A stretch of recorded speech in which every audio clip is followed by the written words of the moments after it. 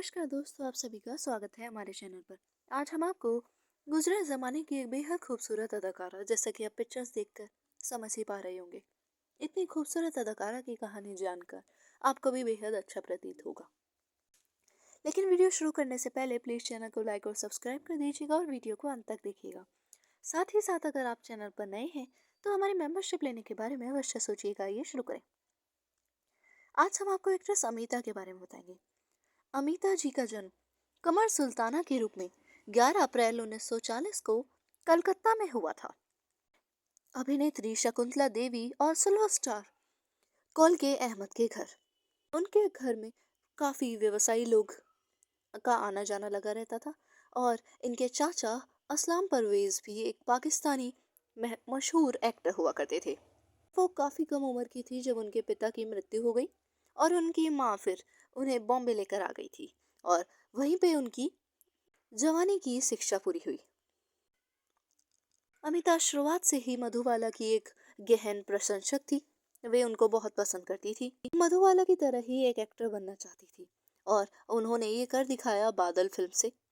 वहीं पे उनकी नज़र पड़ी लेखराज बाखरी जी की, जो कि उस समय के एक मशहूर डायरेक्टर थे और उन्होंने अपनी मूवी ठोकर के लिए उन्हें कास्ट कर लिया।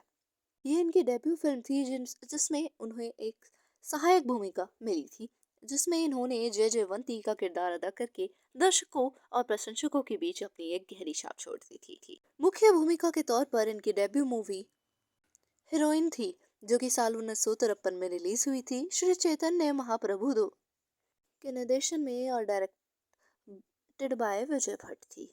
उनका स्क्रीन नाम इसमें ही अमिता रखा गया था और ये काफी हिट हुआ था। उसके बाद इन्होंने अपना नाम बदलकर अमिता रख लिया था। ये फिल्म कुछ खास कमाल नहीं दिखा सकी थी, लेकिन इसके बाद भी इन्होंने फिल्मों में काम रखना जारी रखा था। इसके अलावा इन्होंने अमर कीर्तन, बादल और बिजली, बागी, सरदार और इंद्र सभा जैसी कई फिल्मों में काम किया।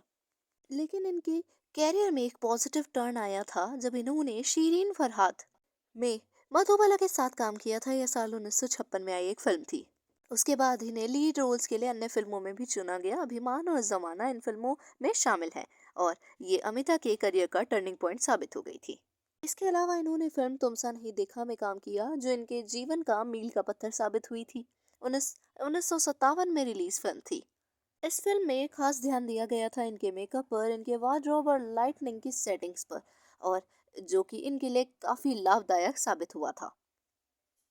इन्होंने अन्य भी बहुत सी फिल्मों में काम किया था, लेकिन उन फिल्मों में ऐसा हुआ कि इनकी जो चमक थी, इनकी फिल्म में जो तारीफें थी, वो इनकी जगह उस समय संघर्ष कर रहे अभिनेता शम्मी कपूर ने लूट ली थी।